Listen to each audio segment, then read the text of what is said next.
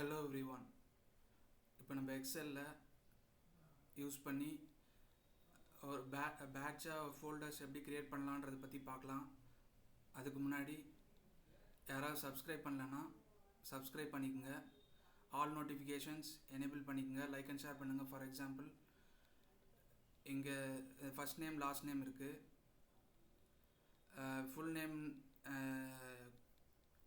கொண்டு வர்றதுக்கு MD make டைரக்டரின்ற கமாண்ட் ஸ்பேஸ் பாலா அந்த ஃபஸ்ட் நேமுக்கும் லாஸ்ட் நேமுக்கும் நடுவில் ஸ்பேஸ் கொடுக்கக்கூடாது. அதுக்கு பதிலாக அண்டர்ஸ்கோர் யூஸ் பண்ணிக்கலாம்.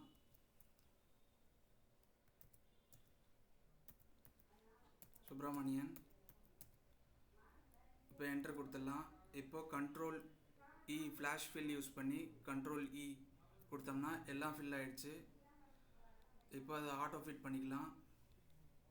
ஆட்டோ ஃபிட் பண்ணிவிட்டு இப்போது இந்த ஃபுல் நேமை control shift down arrow use பண்ணி கண்ட்ரோல் சி கொடுத்து காப்பி பண்ணிவிட்டு நோட் பேட் ஓப்பன் பண்ணிவிட்டு கண்ட்ரோல் வி கொடுத்து பேஸ்ட் பண்ணிடலாம்.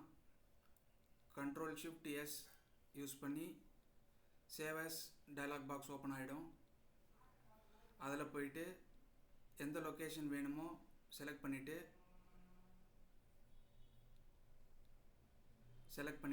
இப்போது சேவ் பண்ணிக்கலாம். ஃபைல் நேம் கொடுத்துட்டு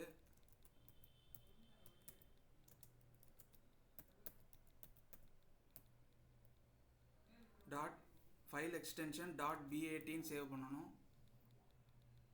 பேட்ச் ஃபோல்டராக .b18 சேவ் பண்ணிவிட்டு சேவ் பண்ணிக்கலாம். இப்போது இதை மினிமைஸ் பண்ணிவிட்டு இப்போ நம்ம அந்த லொக்கேஷனுக்கு போய் பார்த்தோம்னா திஸ் பிசியில் போயிட்டு மியூசிக்ன்ற ஃபோல்டரில் போயிட்டு பார்த்தீங்கன்னா ஒரு பேட்ச் ஃபைல் இருக்கும். அதை டபுள் கிளிக் பண்ணி ஓப்பன் பண்ணிங்கன்னா மல்டிபிள் ஃபோல்டர்ஸ் க்ரியேட் ஆகிடும். மல்டிபிள் ஃபோல்டர்ஸ் இப்போ க்ரியேட் ஆகி ஓப்பன் ஆகிடும்.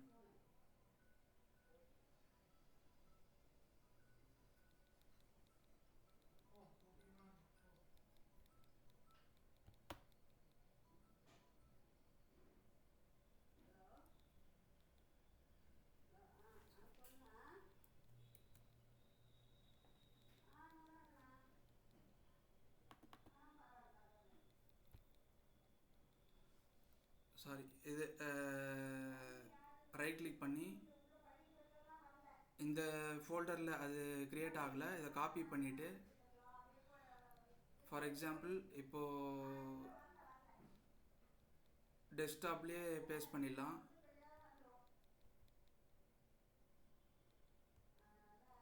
பேஸ்ட் பண்ணிவிட்டு இப்போது இந்த ஃபைலை இப்போ ட்ராக் பண்ணி இந்த பக்கம் வச்சுக்கலாம்.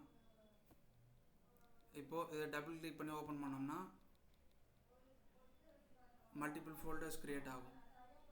மல்டிபிள் ஃபோல்டர்ஸ் இங்கே லெஃப்ட் சைடில் பார்த்தீங்கன்னா மல்டிபிள் ஃபோல்டர்ஸ் க்ரியேட் ஆகிடுச்சு.